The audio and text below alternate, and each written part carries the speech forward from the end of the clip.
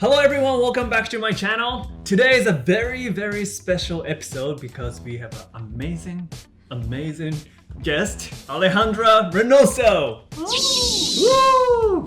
So, as some of you guys might know, I had the pleasure of working for this series called Castlevania. In my case, I was only in season 3, but she is the star of the show. She plays SciFi. Hi, I'm Alejandra Reynoso. I voice SciFi on Castlevania, as well as Flora, the Fairy of Nature. Hi, I'm Flora, the Fairy of Nature on Nickelodeon's Winx Club, and Dawnbreaker on Dota 2. So Dawnbreaker is the newest hero released in April, and she is a playable character. Nice. So today, I'm gonna ask her a bunch of interesting questions, hopefully for you guys. This is my first time to do any type of interview. I have like this sheet paper that I have to look at. We've met a couple times and we've talked about it, but you speak a little Japanese, right? Very little bit. Yeah. Yeah, being modest. Yeah. But you went to Japan for a little bit. I did. So in 2016, I studied in Kyoto for 3 months. And I was studying with my university, Stanford, out of Doshisha's campus. Oh, wow. Doshisha is one of the best schools in Kansai area. How was the experience in Japan? It was wonderful. I think after that initial 3 months there, I had in my head that I wanted to move to Japan. Wow. Because it was a really special experience for me and it was really hard to leave. Yeah. I think when I first got there, because it was my first time living abroad, I think I was initially very homesick and a little bit worried that I wouldn't last the 3 months. Mm-hmm. And then at the very end of the 3 months, I think it was just really hard to leave. I had similar experience in Missouri in America. Yeah. And when I got there, because I didn't speak the language and it was my first time to live by myself. So I remember it was really tough, but same thing, like a couple months pass, you meet a lot of people and it was really tough to leave there. Yeah. It becomes your home, right? Like second home. Yeah. So what was your first motivation to study Japanese? My first motivation was probably my dad. When my dad was younger, so he's a motion picture projectionist. So he works in movie theaters. But when he was younger, he worked at a theater in Little Tokyo, here in downtown LA. Wow. And so he fell in love with like Kurosawa films. Mm-hmm. And Like Seven Samurai, Yes. Rashomon. Yes. He loves Kojima.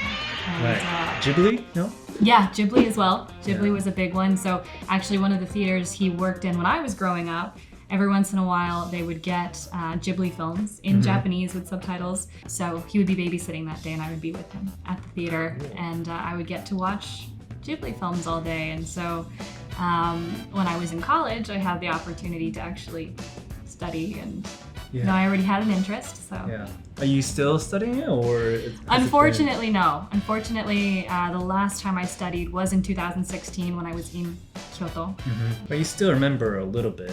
I think it lives in the recesses of my mind. Yeah. We're actually doing a voiceover challenge later, and then I'll try to trick her into speaking Japanese a little bit so that we can hear her speak Japanese. I'm gonna ask you some questions about voiceover stuff because I consider myself really newbie in this voiceover Really? industry. Yeah, because I haven't really done much. When did you start voiceover gigs? I started doing voiceover when I was 16. I was doing commercials as a kid. Yeah, like on And camera commercials. On camera commercials as a kid. ¡Una televisión! ¡Una laptop! ¡Una tableta! Para que nos envíes todas tus recetas por email, abue. And then when I was 16, my commercial agent basically referred me to our voiceover department. I think the voiceover department was looking for younger voices. Okay. And so I ended up booking this gig. It was my first gig. I essentially got what I thought was a callback, but I had booked the show. I thought it was like an in-person callback because I'd never done voiceover, so I didn't know how it was different. I was treating it like it was commercials. Yeah. For you, I think you're super familiar with that because you come from on camera. And so you know what it's like. You go in, you audition, you get a callback, like you do it a few times beforehand. And I think with voiceover more often, sometimes there are callbacks for things, but generally you submit your read and either you book it or you don't. Right.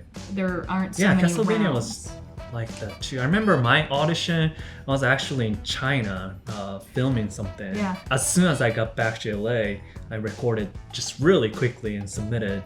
And then I don't think I had any callback and they just booked me. Yeah. And I got there and no, I had the job.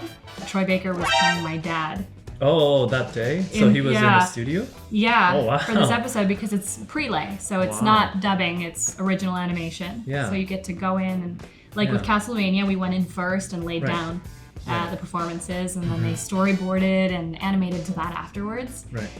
But yeah, I got to be in the studio that day, and it was such a crazy, awesome experience. And when you see people who are really good at what they do, like Kevin Michael Richardson, like Troy Baker, it's almost like you get the bug for it. Yeah. And you want to be that good at something. Right. Okay, I guess let me ask you about Castlevania. Okay. How did you get the part? I was at Stanford at the time, so I was in college. And I was... Oh, you were still in college? I was still in back then. college. It was my senior year. Yeah. I had just gotten back from Japan. Oh, wow. I had just gotten back from Kyoto. I had basically emailed my agent and said, hey, I will be graduating in 3 months and I will be back in LA full time. So if you have stuff, please send it my way. Castlevania was one of the first things they sent me. Wow. So I recorded that in my dorm room, in my dorm room closet. Yeah. And I recorded it on my phone, which is not the best way to do it. I know. Obviously, and we always like preach best practices. But as long as you have good sound dampening, you can do a lot. And I had no idea what Castlevania was at the time. Right. Obviously, you've never played the game. I for those you don't know what Castlevania is, it's actually based on a very popular Japanese video game, Akumajo Dracula. It's not really my generation, I think. It was really popular before my generation. But I wasn't personally familiar with it. I actually didn't know about it either. I mean, I didn't know what Castlevania was until I got the part, and I looked it up and I was like, oh, this is pretty awesome. Did you know that it was a Japanese IP when you auditioned? No, I didn't know. Okay, yeah, no, I didn't know either, and it wasn't until after I auditioned actually that I learned more about it, which sounds terrible. Like we didn't do any research. But we are busy, okay? I'm curious that your character has like interesting accent. Was it required when you auditioned? Did it say like you have to put some accent on it? Yeah, it was always a part of her character. In the character description for her, it said she had a Spanish accent. A Spanish accent? Yes, because in the mythology of this world, the speakers they're a nomadic tribe, but they would have originated geographically in what is Spain. As the season went, season 2, season 3, the cast became more and more diverse, which I loved about the show. Yeah, I think they tried to be as authentic to characters' backgrounds and accents as possible. Right. For pretty much every character across the board. So for me, obviously, I come from a background of speaking Spanish. Same thing for Sumi and Taka's characters. Yeah. They wanted an authentic Japanese sound. Yeah. They wanted to have slight Japanese accent, which I still have, so that worked out perfect. Yeah. I didn't have to do like any accent work, because like they said, just speak like how you speak. So it was just pretty much me. Which is nice. Yeah. Yeah. I literally just finished season 4. Really? Episode 9 and 10, it was intense. A lot of like intense fighting scene. Yeah. And SciFi is such a badass character. Yeah. You know, I think everyone kind of across the board says that. That's what my dad says. But yeah. Did you enjoy playing that type of character? Absolutely. Who wouldn't? Yeah. I was honestly jealous, because my character didn't really get to fight. So I know. My favorite moment in season 4 was because like we were waiting for Alucard and your character and Belmont to get reunited. Yeah. But it took such a long time. I know. So the payoff in I think episode 9 when you guys showed up, that was awesome. I was like, yes! Yeah, yes! Especially after season 3, you ended on such a heavy note. Season 3 was heavy. It was the season where everyone got brought down. I know. And then it's like, where do we go from here in season 4? Right. So it really set up season 4, and it was all about whether or not it was going to pay off, and it did. Yeah. Did you expect this show is gonna be like this huge, successful show?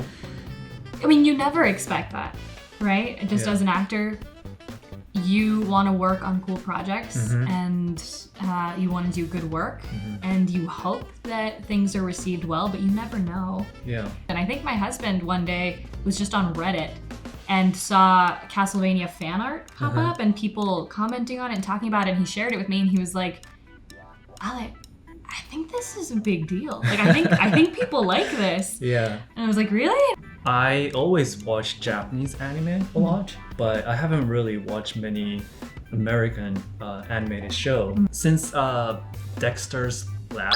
Yeah. Dexter's when I was a Laboratory. kid. Yeah. This is one of the first one that I watch among American shows, and it kind of changed the idea. So I'm trying to like look for more American animated shows. I think there's a lot of great stuff, especially in recent years. There's sure. a lot of really good stuff. Yeah. When I went in, because this was first animated show that I've ever done. Yeah. And actually felt very close to on-camera acting or kind of like acting class, I felt like. Yeah. Because you're in there, you get script and You with have to other see it actors. and imagine it. Yeah, right. With prelay, there isn't anything there. So when you go in, it's just you and the microphone. Yeah, so it was like so much fun. Yeah. You have the opportunity to create.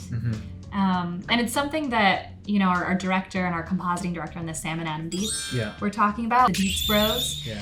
And, Powerhouse Animation. Powerhouse Animation, yeah. Season 1, they did have some of the storyboarding ready to go. You know, they were super prepared, and then they realized after that, oh, we actually want the actors to come in and just do it without any storyboards, with nothing, because sometimes things just happen when you're recording. Yeah. You know, and it's like, I want to see where you guys are going to take it, and then we'll storyboard afterwards, because sometimes that gives them ideas. And Meredith Lane, our amazing casting director, who in voiceover, more often than not, your casting director is also your voice director, your session director, and she makes sure that the ship is being steered in the right direction. Yeah, so I mainly worked with Richard Armitage, who voiced Trevor Belmont. But he's not based in LA. No, so when we worked, it was actually, we weren't in the same room. So we did all of our scenes together, but he was either in Berlin or London or all kinds of places, because you know he's busy and he was shooting in different locations. And so we use a process called ISDN, where it's kind of like a broadcast quality phone call, and we get to record the whole scene, the whole season, without being in the same room. Wow. But simultaneously. Yes. I found you, turned into a statue in a fucking tomb. And climbed all over me, and since that moment, everything has been shit. And I'm fucking talking here!